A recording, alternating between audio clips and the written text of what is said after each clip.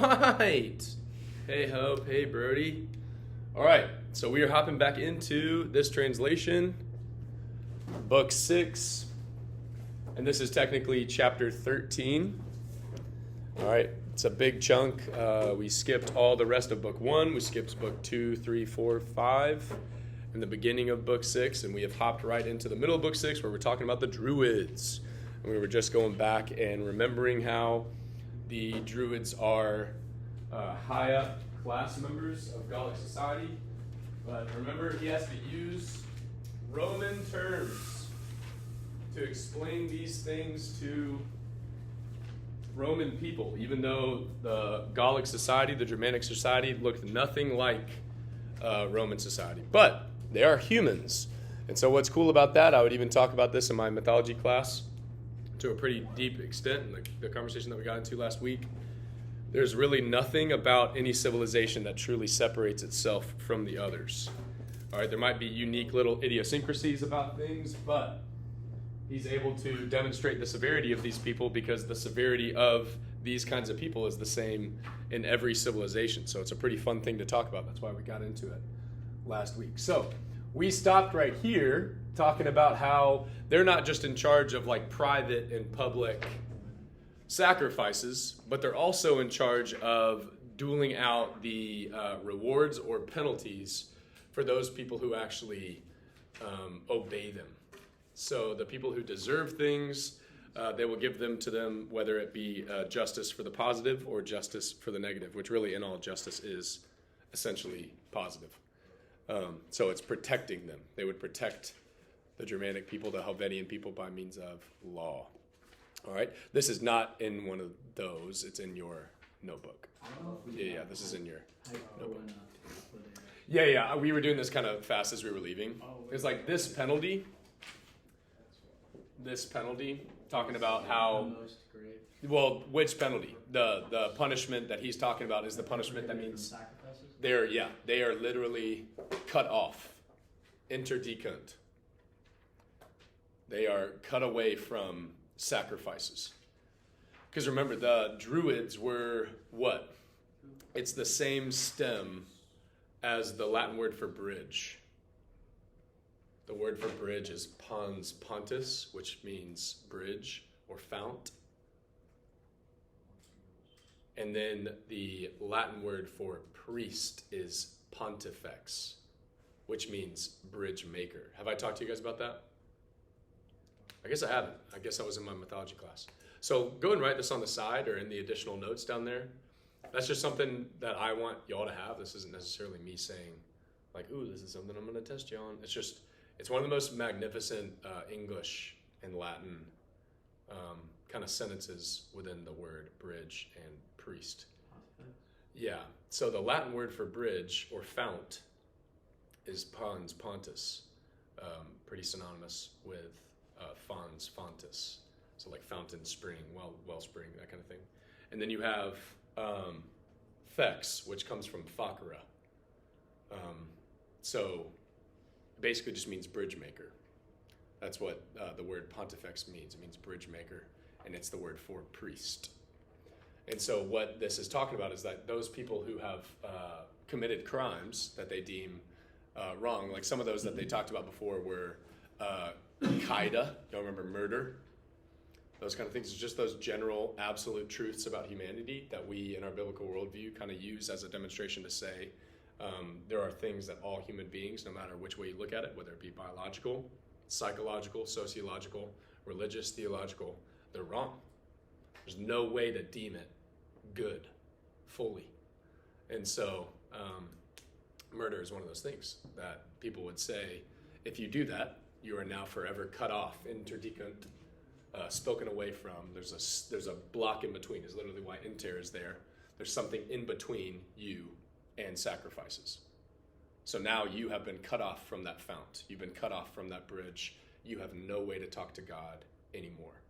And so that's what this sentence means. The heaviness of this sentence is saying this penalty, apud eos, among them, is, and don't even say very. This is like truly superlative. This is the most heavy.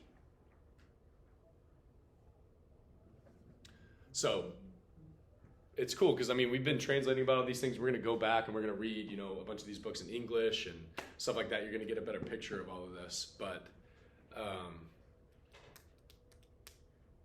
it's cool that he just takes this time to really point out, like smack dab in the middle of this entire treatise that he's writing, these collection of letters, just say, like, y'all need to understand how pious these people are. The thing that's most important to them is their connection to God. All right. So here we go. Let's start talking here. Quibus ita est interdictum. So we got that same verb here, that same verb being used. But once again, what is he starting with to introduce a new thought or a new area of his conversation? Relative pronoun. He's going to use one almost every single time. So, quibus here, this one I'll just go ahead and tell you is dative. Yeah, for those who, there you go. So he's talking about this. So it's even, we're going to go into the detail here. For those who have been cut off, ita. In this way. Yeah. For those who have been cut off, ita est. Literally means like, it is thus. It is it. It is this. What is no? Non est. Non est? Non est means it is not. Oh. So, yeah. For those who have been cut off in this way, here's your subject now. This is just a relative pronoun clause. These men. For those who have been cut off this way, these men, what? So yeah, we got these two verbs. We got a lot of things going on. So this one right here, habenter. These men are not having, are held. Yeah, this is the passive. Now, in the passive, it's more common, by the way, guys, to use this verb in the passive and understand it as considered. Like, these men are considered. Y'all see how it kind of is synonymous with held? So don't think grabbed, but like. Did you record the class on Friday? I didn't. I didn't, man. I'm sorry. These men are considered. These men are considered impiorum ac sceleratorum. Now, they're both in what case? Canada. Yeah. They are both considered. Accusative? They're not accusative. I mean, genitive. They're genitive, but they're. Like in the. There you go. This is an objective genitive. Oh. Very good. Now, what's a way that you can translate that? What does the genitive demonstrate? What's its job? To show possession. So what are they possessed by? They are held among. Do you see how that would translate? They belong now to. They are considered to be like these guys. Okay. Yeah, like that. They're considered to be of the. There you go. They are considered of the impious and the scelerator. The what? It's not wicked. Yes. Those who commit wickedness. So this just means criminal. And the criminals? And of the criminals, yep. Is that by a number? Say it one more time. Is numerical like by a number? Yeah. Basically, they are considered among, in the number of. Yep, very good. So like it's basically just saying they're a part of. Yes. Like, if you're not able to attend sacrifices, if you're not able to be in that bridge ceremony where God is talking to you and you are talking to God, then everything about you from that point on is marred with wickedness. Guys, this is what makes me so happy when I talk about this dude. If y'all read Leviticus, it's so crazy. It's so crazy. But I wouldn't have been able to really do this just once again to show me he's just telling me through whatever means what he wants me to know at the time. All through the summer, my church did a series on Leviticus, and everybody's like, this is so freaking weird, dude. Some of those chapters are so awkward to read. Talking about bleeding and bodily, it's just so intense. But every single thing that had to happen in your life, whether it's drinking, eating, sleeping, wearing clothes, everything you do, basically in the Old Testament, the way that he did the covenant with those people, with the Levites, is basically saying there is a way to be with me at all times. Every single thing that you do, I can be a part of those things if you would follow my ordinances. And it's heavy, it's really intense, and that's why a lot of people who don't want to agree with Christianity say, look at how insanely legalistic that it was back then. But up until that point, I've said this to y'all before, there was no one who knew God by name except for the Israelites. God only showed himself to them this clearly. Everyone else, like I was saying to you guys, religio, that's a Latin word that literally just means man-made system. Religio is a certain system that men have decided that they'll follow. And anyways, yeah. What was I saying? I just lost my train of thought. I'm just thinking, like, just reading Leviticus and like seeing how heavy it was. A lot of people look at that and they're like, ugh, Christianity is a bunch of don't do this, don't do that. But it's like, that was the old covenant. The Lord now is saying through Jesus, that whole thing I was talking about with atonement, that like at one man, it's like, because Jesus, God himself, came and was a part of this sacrifice. Like he was the one that came in and kept people. He was that wall that separated people from having to be sacrificed. And he said, I now am that sacrifice. Now every single thing you do, all the time, no matter where or what, I will be a part of. So like the Old Testament and that image of those Levites, the people that had to do all those legal things to be with God, to be assured that they were obedient, trusting, faithful, everything. It was all those tiny little details. That was like a symbol, like honestly, like this weird kind of like intense, rigid poem that's showing that like there is a way to be with God.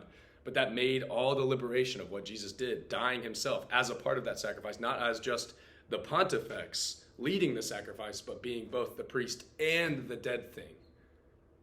Then reorganize completely all of creation, basically saying there's not a single thing that can happen here on earth where I'm not. Which is just bonkers, dude. Like all the stuff that's happening in Israel right now. He's right there. He hasn't like abandoned Israel, even though that's what people are saying. That's just wild, dude. Did you hear about the? It's crazy that like the prophecy is still like coming true. Like, Dude, that's. they're still being like, they're always going to be like that. I know. Like that Until the world ends. Yeah, they're always going to like be tortured. Not tortured, but like Persecuted. Yeah. Yeah, it's like it's one of the number one things. Like if you're having a list of like the logically practical, truly imperialistic. Is that right? Like measurable sense, like with your senses. Proof of like reality now to like the reality that's talked about in scripture thousands of years ago.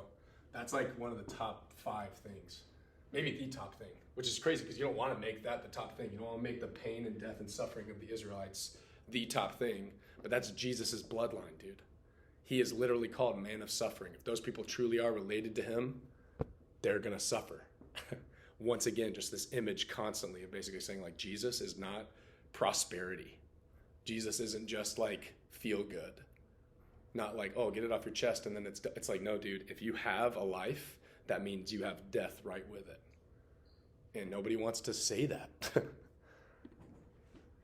People do. What am I saying? I'm not trying to talk super hyperbolic, but it's just the talk of every time I read something about a new civilization and the way they sacrifice, I'm just like, dang, dude. That is just crazy. All right, so they not only are considered simply because they have, this ancient world. Jesus has not come yet. So even back then, they had to draw a line. They had to know there's righteousness on one side. There's a way to get to God. And there are those who have now no way to get to God. It's one of the worst things that can happen to anybody. And so then we have this line, decadent. So it comes from that same, what do y'all see in that one? I should leave y'all up to it. What do y'all see in that one? Any stem or any prefix or anything like that? it's just they do all of these things. They decide. That's a good take, man. Wait, what's the? I don't know what the like original word is. But it's like the fall. Yes, dude, very good. So this word right here, it actually is going to add to this word. Another way you can translate that is actually cursed. So they consider them in the number of the impious, meaning without God, and cursed. And then you have decadent. They literally fall from these things. Like that's wild, bro. Like Julius Caesar did not have the Old Testament. They did not have copies of that. They did not even have Israel conquered at this point. Like they are way across the Mediterranean, and the Gauls definitely had nothing to do with the Israelites. But they have that same terminology because these words, the way we understand and can communicate poetically with the things that we see and feel, the only word to truly describe that separation from God is to fall.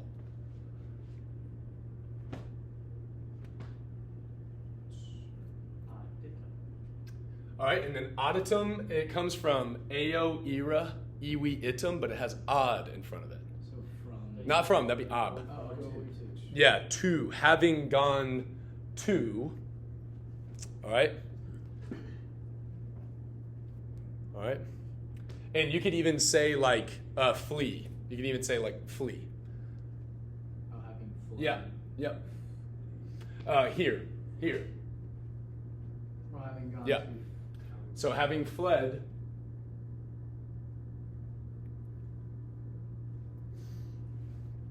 Having fled from the serpents. Mm-hmm. And fled from the serpents. Why is there a quay there? It's just and having fled from the serpents. So this part's difficult because he kind of does it in this weird sort of poetic way, but yeah. So this is tough. They go away. They flee from them. All right. And they go away from those having been sent. Basically, I think here, let me just give you, okay, in English, just take my English translation for this one, because this one's kind of weird. Basically, all people leave them alone, and they avoid all approaches and conversations. So it's the same thing as Leviticus. And I would really recommend y'all just read like 1 or 2 chapters, man. That's the whole thing. That's really it. Yeah. All of them fall away from these. So they fall away. They leave. They have separated from these. And they avoid, defugunt, those having been, I guess here you can just say, yeah. The approaches. And they avoid. They avoid the approaches and conversations. Avoid any approach or any conversation. I don't know why you wrote it like that. It's kind of confusing. But that's basically what he's saying. All people avoid them, even if they come near them. They don't want to talk to them at all. And once again, you could do this many, many times, man. There are people like this in every culture, where something's been done. Maybe they did it for sure. Maybe they do deserve it. Or maybe something happened to them. But society has this desire. I don't know if that's the right way to say it, but it's kind of what's just coming out of my mouth right now. But society has a desire to have a section of their hierarchy that is untouchable. Like, God hates you. Like, there's just nothing about you that God could love. Because, and this is me kind of taking the theme of Julius Caesar and bringing it into a more poetic thing, because that's just what I do.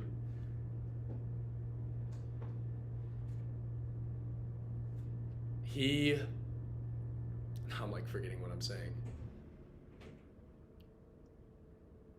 What was I saying?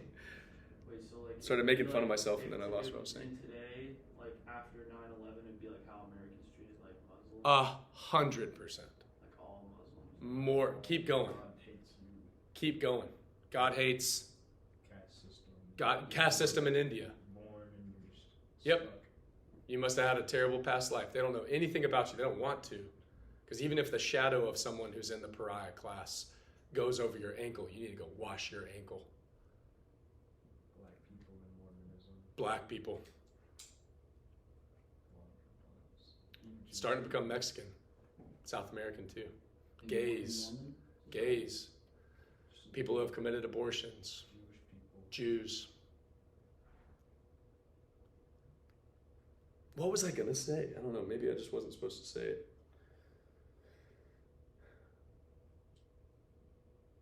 Oh, I forget. It's interesting. I mean, trying to think of what I was doing, but maybe y'all keep going. Y'all are the ones who brought it up. Y'all think of anything else?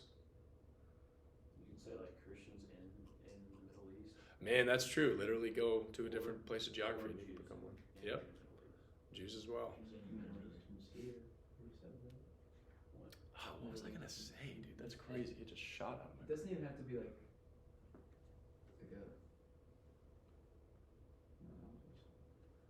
Where was home alone from? I think people just like have an object to like put their hatred on. Yeah, yeah. I think You that that's. have you gives you justification Well, for it your doesn't- actions. I remember now. Seth just answered what I forgot. So I'm glad that's awesome that you got there. Something that I said to you guys before, it's like, what makes you a good guy? Is a bad guy. And it's so much easier to believe yourself to be righteous when you can point at someone else and say, man, they're so much worse than I am. I would say that's like one of the top things that keeps me in my sin life, man. I have access to so much light, and I just choose to say, well, at least I'm not, and then it just takes me down, dude. What'd you say? Everyone does that in a way. Yeah, it's one of the top issues that will keep you there. Everyone wants to feel like they're better than someone else. Yeah. Because everyone has shame and guilt. Everybody can feel that. We know what we deserve. It's so funny. We're talking about the logistics of, religious sacrifices and stuff. Everybody knows, man, what everybody cheesily Christianizes and all that stuff. It's like the wages of doing something wrong Pinning it on someone is to else. die. Yeah. Like even like the stuff that you did. Say you're like you struggle with pride. At least I'm not struggling with whatever this person's struggling with. Because you just pin your like shame on somebody else. Mm-hmm. And that's why it's so interesting every single time an animal shows up in Scripture during a time where the Lord says, "Hey, there's a sacrifice necessary." It's like a goat. It's a ram. It's like a scapegoat. Too. That's what I'm. Yeah, they have literally something that they let go into the woods as a goat to be like, you take. They put all of their sin on it, and they just let it go. So, dude, it's just crazy, man. Because we all know something has to happen as a result of what we've done. That's why it's so interesting, dude. I had a couple years ago where, I cheated in 8th grade on a paper. And my teacher knew me really well because she was friends with our family. And she saw that I cheated, and she gave me 100. And, handed it to me, said, really good job. And she knew I cheated. And, dude, I felt awful, bro. And I know that probably, wouldn't have worked for, a lot of kids. A lot of kids would have been like, heck yeah, dude. Oh. But, there was something in me. I mean, she just knew me really, really well. She knew me since I was, 4 or 5. And so she just knew that wasn't going to sit with me. And it didn't, dude.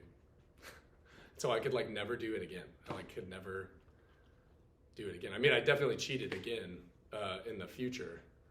But that never, I couldn't cheat too much. I don't know. It just stuck with me a little bit. And then later on when I was teaching, I forget the exact scenario or whatever, but there was a kid that cheated or did something wrong, and we decided to give him grace, and it just didn't work. The grace didn't, he didn't recognize the mercy or whatever. And then that made me think about when we do something wrong, especially as little kids, because that's usually when we're punished outright more, and it's more clear and not subtle and not nuanced. It's you did something wrong, therefore this. The best times of that are when you're so scared of being found out. You do get found out. There's nothing you can do to hide the fact that you did something wrong. Say you broke a lamp or something, I don't know, something really simple. And then because you were playing ball in the house and you weren't supposed to.